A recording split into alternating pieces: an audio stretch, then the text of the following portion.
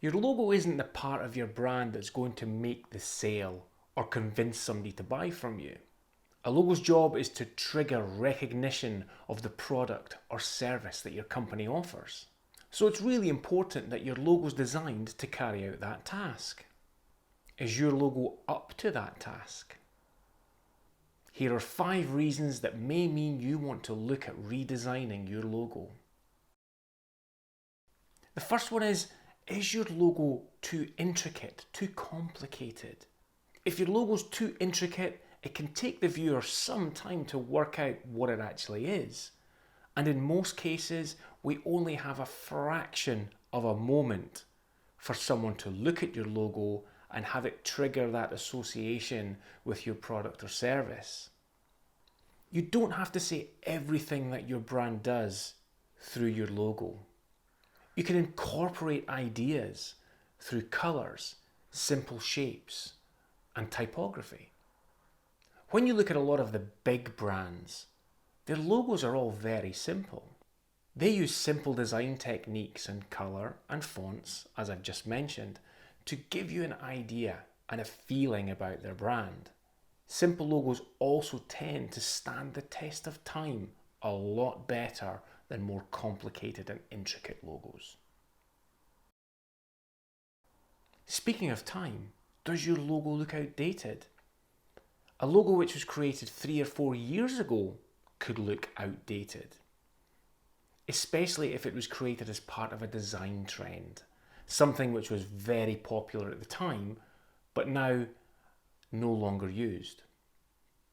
Just like clothes fashions, trends in design can change very quickly, and your logo can suddenly look very old-fashioned when 4 years ago it was cutting edge and leading the design trends.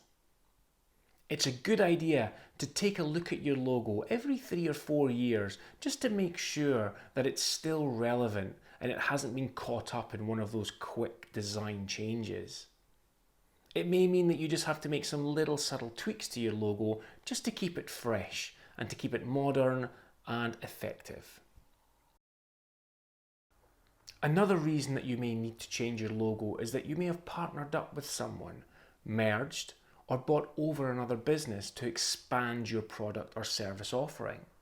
If your part of the business is solid and strong and the new acquisition is a smaller element and doesn't really affect the overall brand identity, then you probably don't need to change anything. If, however, bringing in this new part to the business really expands your products or services, then you will want to look at your brand identity to make sure that it incorporates all of these new ideas that come with the new acquisition.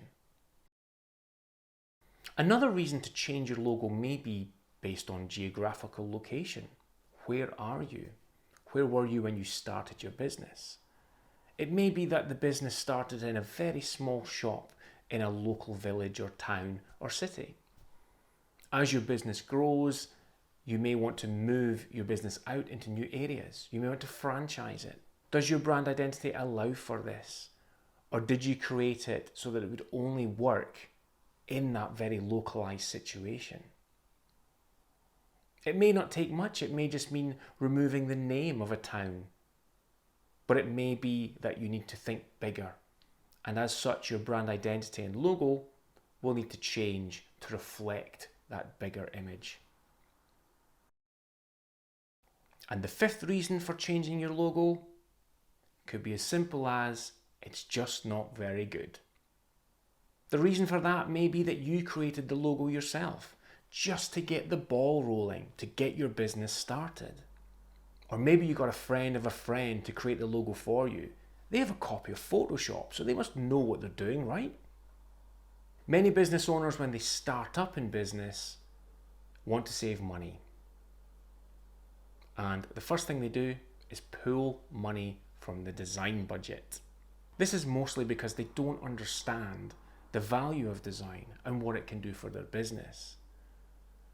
And so by pulling that budget down to a very low level, they have a fairly poor looking brand and branding.